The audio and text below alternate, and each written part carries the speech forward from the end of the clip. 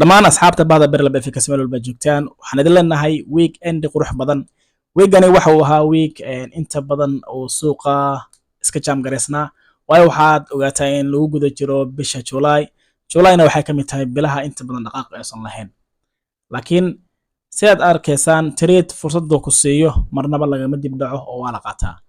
maanta waxaan qaadanay trade-kii ugu horeeyay oo USD CAD waxaana qaaday London kadib soo ismeeraysi iyo iska dawareeg oo ku jira ugu dambeyn newskii ayaa lagu gaaray oo NFB ah waana waafaqay TB-gan ayuu siiyay.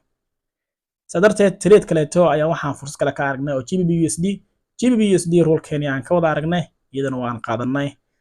sidaad arkaysaana TB-gan target wanka waa ina siiday. haddaba mar walba waxaan u dhahnaa asxaabta baada Berlab FX week markoo ilaanayo mar walba waxaa lagaaga baahan yahay inaad isxisaabin samaysid oo suuqa weekani ma adiga wax ka sitaa mise asiga wax ka sitaa. mar walba waxa lagu dadaalaa inaad adiga aad mar walba balaas aad ka jirtid. qasam maaha inaad tiraahdo week walba anay balaas inaan ku jira ayaan doonayaa, hase yeeshee waa muhiim inaad mar walba isxisaabisid. haddaan jadwal isxisaabin aadan lahayn oo aad iska socotid oo kaliya aad soo kacid iska cuntid iska socotid oo aadan isxisaabin lahayn weliga allaha sidaas ay oraxdina kugu soo baxdo kuguna dhacaysa aad waxna aadan qabsan. waxaan kula talinaynaa waxay tahay inaad yeelataan jadwal isxisaabin ah.